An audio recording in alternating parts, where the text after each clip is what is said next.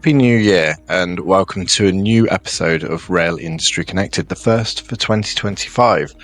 Obviously last year we went through all the different things that we think businesses should focus on in 2024, but 2025 is set to be another pivotal one for the rail industry. Currently embroiled in a period of change with a new government settling in and focusing on its nationalisation strategy, as well as the industry being partway through major projects such as HS2 and East West Rail. Rail businesses can see plenty of challenges and opportunities ahead, many of which they're already currently facing. In this Rail Industry Connected piece, we asked people from across the industry on social media, people that we've spoken to before in previous episodes of Rail Industry Connected, to share their views on the key themes that they think will affect the industry in 2025, and the challenges and the opportunities that they believe that the industry will face in time. So here are what we believe the key themes for 2025 in rail will be this year. First up is the skill shortage, which has been documented for years. We all know about it. We know that the workforce is aging and continuing to leave the industry, and businesses are finding it more and more difficult to attract young new people into the railway industry. Obviously competing with other sectors and what have you, and uncertainty in workloads means that a lot of businesses are reluctant to bring new people on. This issue itself was actually highlighted by pretty much everyone we spoke with, such as an example, the RECA chair, Don Clark, who we spoke with earlier last year, and our group's Danny Lane as well. They both highlighted economic uncertainty and inflation, as well as wage increases through employment law changes being a major factor in recruiting new staff for businesses this year. Next up, there's nationalisation. Nationalisation focusing on the maintenance and the operational changes, and the fleets already are currently under long-term maintenance deals provided predominantly by the new builders anyway. So I think we'll see a lot more operational changes as more TOCs are expected to come under public ownership over the next couple of years. We obviously saw Southeastern towards the end of last year as an announcement that that's coming under public ownership as well. So we'll see quite a few changes as the new government starts to, say new, but obviously it's been in essence July, but it'll embed itself in over the next year or so. We've already seen movement this year with the Secretary of State for Transport, Heidi Alexander. She's written to the Office of Rail and Road this week detailing expectations for new open access applications. In that letter, she said, "I recognise the benefits that can be provided by open access operators in the right circumstances, and that both existing and new open access operators can open up new markets, drive innovation, and offer choice to passengers. However, there is a balance to be struck to ensure the benefits provided by open access operators outweigh the impacts they have on the taxpayer and the ability to operate the network efficiently. We need to be mindful of the impacts of open access, such as the level of revenue they can abstract from contracted services and the associated implications for passengers and taxpayers." We also got a viewpoint from RSN's Kevin Lane, who organises the fantastic rolling stock networking events. He said, "One challenge for now is who is going to be the ultimate paymaster and how does that money flow into the supply chain? For freight and open access, this remains unchanged, but for the cost of track access for open operated, it's reported to be under review, and this could only mean more costs to those operators remaining in private control." So echoing what Heidi's mentioned in that letter there, I think we potentially might see additional costs to open access operators, making it a little bit more difficult for them to operate on the railways. Another key theme that we've identified, I think it's something we touched on earlier with the skills gap, is the supply chain confidence. That's already uncertain as changes continue. CP7 slowly starts to kick in, but obviously there's not a confidence around the certainty of work that's coming in and the workload levels.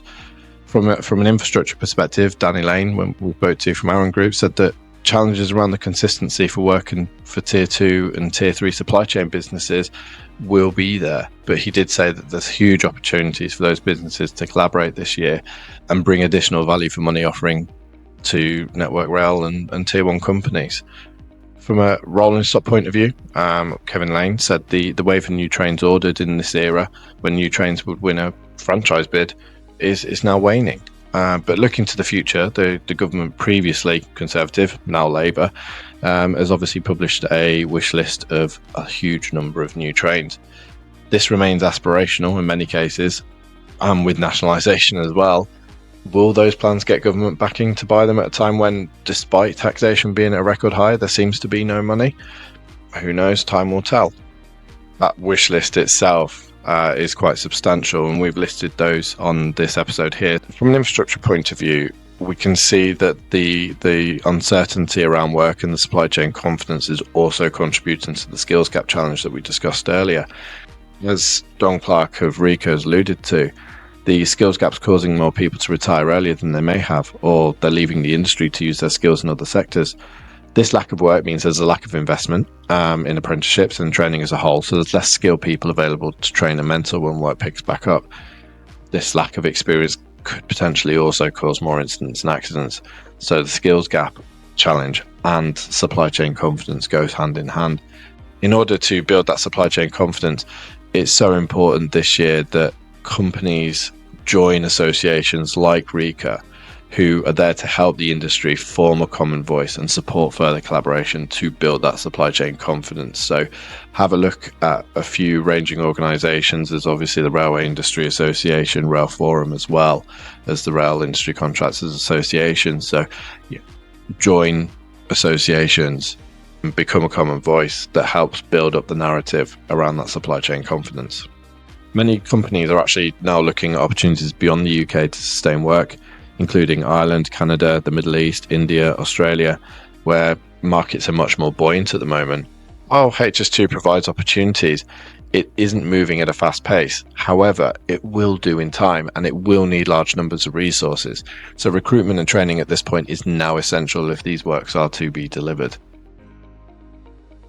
Now on to our last key theme is net zero, and I think that's a topic that we've been talking about for the last few years now.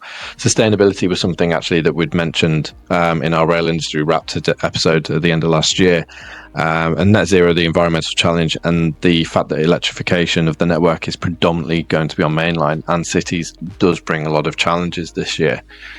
While there are additional electrification opportunities that have been identified, the cost to train up a new workforce to deliver the scale of projects required, alongside placing those electrified lines in areas where ridership and revenue is low, may cause certain cost challenges and potentially confidence in that as well. We've seen this over the last few years where obviously there's been a huge push in electrification, and then obviously that slowed down quite substantially, whereas if you look to other European countries like France and Germany, there's always been a consistent level of electrification, so the skills remain there, and obviously they're working towards net zero probably a lot faster.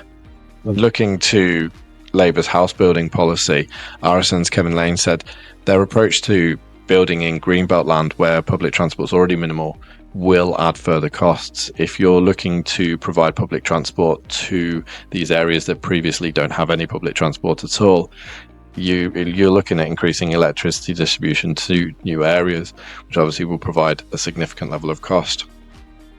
Green energy, obviously there are quite a few green energy projects are already undergoing, and there is an increase of reliance. I think if you look at last year's stats, I think while green energy can be quite costly to implement and take time to put in place, we are increasing our reliance on green energy, which is obviously a positive, and that was seen as some of the highest levels over last year in our reliance on green energy in the network.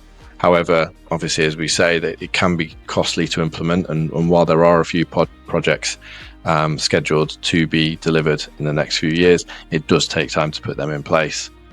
Meeting net zero targets as we position ourselves only 5 years away from the 2030 target that was originally set is also a significant challenge for all businesses, and partnering with businesses focused on supporting the drive to net zero will be essential in the coming months. While there are challenges in 2025, the future does remain bright. New train orders will come, maintenance must continue, and net zero requirements coupled with passenger expectation plus a growing population means that money does have to be spent. The question is the timescale in which this will unfold, and businesses' willingness to adapt to both foreign markets and other sectors to maintain work in the meantime, as supply chain confidence is low and skills gap does continue to increase. We obviously need to bring those skills into the industry. Obviously, it needs to go hand in hand with the workload as well. Only visibility of government action and subsequent success can now assure that. If you have any views of challenges and key themes in 2025, please send us a message on social media or send me an email at dan.clark@railindustryconnects.co.uk. We'd be delighted to share those over the next coming weeks. And I think this will be an ongoing discussion as we continue into the year. So thank you for joining me for another episode, and we'll see you next week.